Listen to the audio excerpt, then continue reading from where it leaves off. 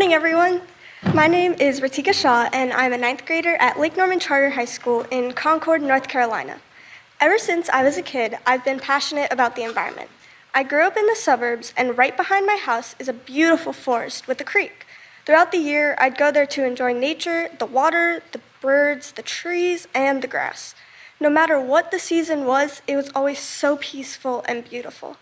When I first learned about the Deepwater Horizon oil spill in the Gulf of Mexico, the largest marine oil spill in the history, I was deeply affected. I realized that damage to the environment was not just a theoretical issue in textbooks. It affects our everyday lives. I knew I needed to get involved. So I joined Earth Club at my school and became active in cleanup efforts and service projects. My classmates and I collected trash and debris and learned about the importance of our recycling system. We also learned about the effects of climate change, from rising temperatures to ocean pollution and extreme weather events that harm all of our communities. That's why I decided to enter the National Climate Assessment's first ever art competition. Through my artwork, I wanted to show the urgency of the climate crisis. But I also wanted to show that solutions to protect our planet are at our fingertips. I wanted to inspire people about what we are capable of as a country. I'm very honored to be among the winners of the art competition and grateful to my family for their support. I'm also honored to be here today to introduce the greatest climate leader America has ever had. President Biden understands what's at stake for my generation if we don't act now to combat climate change. It is now my privilege to introduce President Joe Biden. Thank you so much.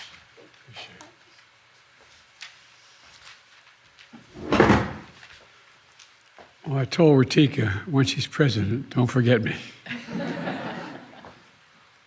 Rtika, thank you for that introduction and your beautiful artwork. You all see the artwork? Can you see it up here? It's on the right side. I don't know whether you can see it. And thank you to all of you, for the climate scientists and experts who are here today and all across the country who have contributed to this critical endeavor. I particularly want to thank Allison Crimmins, who put together the team to write this report and what we're releasing today. It was an easy thing to do, not much to it. Only about 700 people yet to get in line. Well, more than 30 years ago, Congress passed a law that called for a detailed scientific report on the impacts of global changes in the environment. Since then, these assessments delivered to the Congress and the President have been the go-to resource in America for information on climate change and for developing climate solutions. Today, I'm proud to announce that my administration just released the 5th climate assessment on our nation's history. It didn't just come out of thin air. Written over 4 years, 750 authors and experts, thousands of American contributors from every single state in the nation, as well as several territories and tribes.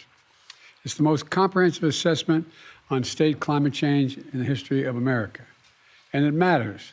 This assessment shows us in clear scientific terms that climate change is impacting all regions, all sectors of the United States, not just some, all. It shows that communities across America are taking more action than ever to reduce climate risks. It warns that more action is still badly needed. We can't be complacent. Let me say that again. We can't be complacent. We have to keep going. Above all, it shows us that climate action offers an opportunity for the nation to come together and do some really big things. You know, I've seen firsthand what the reports make clear: the devastating toll of climate change and its existential threat to all of us, and it is the ultimate threat to humanity, climate change. I've walked the streets of Louisiana, New Jersey, New York, Florida, Puerto Rico, where historic hurricanes and floods wiped out homes, hospitals, houses of worship, just wiped them right off the map. I've met with families in Texas, Kentucky, Mississippi, where catastrophic winter storms and tornadoes devoured everything in their path: schools, businesses, police stations, firehouse. I've seen firefighters in Idaho, Maui, and New Mexico, California, Colorado, where wildfires destroyed whole neighborhoods and sacred tribal sites, spreading smoky haze thousands of miles and forcing millions of Americans to shelter indoors and unsafe air to breathe. Look, and by the way, And I've flown over all these areas in helicopters. They tell me that more of our forest has burned to the ground than make up the entire state of New Jersey. The entire state. Some say Maryland, New Jersey, but the forest that's just gigantic and has incredible impacts. Record temperatures in Texas, Arizona, and elsewhere are affecting lives and livelihoods of more than 100 million Americans. And this summer and this fall have been the Earth's hottest since the global records began to be kept in the 1800s. Think about that. The hottest we've ever recorded in history. It's an impact that decades are making because there was inaction for much too long. Look, but we're acting now. We have been acting. We've come to the point where it's foolish for anyone to deny the impacts of climate change anymore. But it's simply a simple fact that there are a number of my colleagues on the other side of the aisle, mega Republican leaders, who still deny climate change, still deny that it's a problem. My predecessors, much of the MAGA Republican Party, in fact, feel very strongly about that. Anyone who willfully denies the impact of climate change is condemning the American people to a very dangerous future. The impacts we're seeing are only going to get worse, more frequent, more ferocious, and more costly. Last year alone, natural disasters in America caused $178 billion in damages. They hit everyone, no matter what their circumstances, but they hit the most vulnerable the hardest: seniors, people with disabilities, people experiencing homelessness who have nowhere to turn, Black, brown, and tribal communities, territories that are most exposed and have the fewest resources. But folks, none of this is inevitable. None of it's inevitable. From day one, my administration has taken unprecedented climate action. We're working with everyone from mayors to county officials to entrepreneurs to academics, business leaders, labor leaders, tribal leaders. We're focused in all parts of America: cities, suburbs, small towns, and rural communities and tribal nations. And here's how. We're using a law I got passed when I first came to office called the American Rescue Plan to help states and cities become more resilient to climate change, promoting energy efficiency by weatherizing homes, reducing flooding by building infrastructure to handle storm surges, opening cooling centers impacted in centers where there's particular great heat impact and people need a shelter. Tomorrow is the anniversary of the bipartisan infrastructure law, which I signed 2 years ago, the most significant investment in our nation's infrastructure in American history: roads, bridges, ports, airports, high-speed internet. It delivers clean water to your community, lowers your energy bills, upgrades your electric grid, so you don't have to power them, so you don't have to lose power, I should say, when storms and heat waves hit. The CHIPS and Science Act I signed last year. Excuse me. I signed last year. Excuse me. I signed last year. Positions us to lead in semiconductor manufacturing and innovation, which is critical to clean energy development and deployment. Semiconductors are those small little computer chips you all know, the size of the tip of your little finger, that power everything in our lives, from smartphones to appliances. We invented those chips. We invented them. Where the other countries started making them. And we weren't. Not anymore. We're making these chips here in America. And my Inflation Reduction Act is the most significant climate investment ever anywhere in the world. Among many things it does, it offers tax credits to make your home more energy efficient, upgrading windows and doors to keep drafts out and heat in, tax credits to installing electric heat pumps and solar panels on your roof, saving hundreds of dollars in just your family bills, tax credits to buy electric vehicles as we build the electric vehicle future here in America. We're transforming clean energy development that's threatening good-paying jobs, including union jobs, in all of America. We're already attracted we've attracted $500 billion in private sector investment from my Investing in America agenda in clean energy and advanced manufacturing. We're just getting started. I mean, we really are. We're just getting started. All told, my Investing in America agenda, and those bold climate laws are the most ambitious in American history. Today's release, the fifth National Climate Assessment, is a critical part of that effort. It lays out the threats and dangers, but most experts would acknowledge it also shows solutions are within reach. Solutions are within reach. It takes time for the investments we're making to be fully materialized, but we just have to keep at it.